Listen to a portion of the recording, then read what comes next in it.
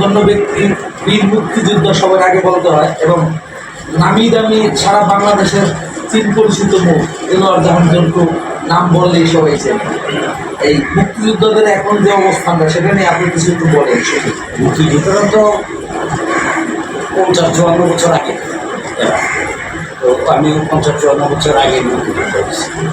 তো মুক্তিযোদ্ধারা এখন যারা আছে অর্ধেক থেকে বেশি তো চলে গেছে। যারা আছে তাদের অবস্থান তো সরকার যে একটা হেল্প করে, যাদেরকে কিছুই নেই উন্নয়নতে পান্তা ঘোরায়, তাদেরকে তো সরকার 30,000 টাকা করে ভাতা দেয়। এইটা দিয়ে মুক্তিযোদ্ধা যারা নাই তারা এখানে চলে, আর যাদের আছে তাদের তো আছেই। তো এইটা একটা বিরাট আমি মনে করি সরকার যদি নাও দিত কিছু তো করা ছিল।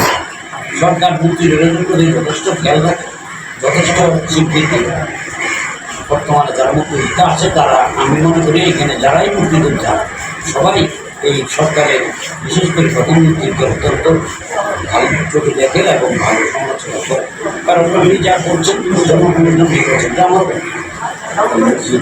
জনগণের ভালো যে উনি যা করছেন আমি মনে করি জনগণের সব কিছু জনগণের জন্য করে। চারটা কাজ যদি এই করে একটা কাজ হতেই পারে। আমি তো একজন পরিচালক, আমি মানে এশিয়া মহাদেশের না সমগ্র পৃথিবীতে আমার থেকে বেশি চলচ্চিত্র নির্মাণ করে না আমি জানি। 1,000টা চলচ্চিত্র নির্মাণ করেছি। 1,000টা ছবি যে আমার চলচ্চিত্র ভালো লেগেছে তা তো না।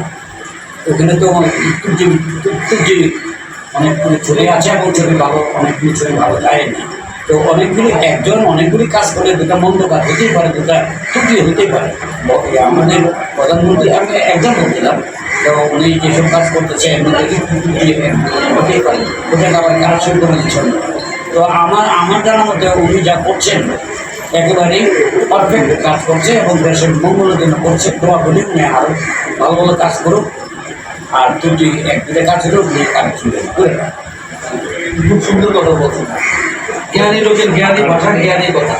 ভালো লাগছে আপনার কথা শুনে। ঠিক আছে।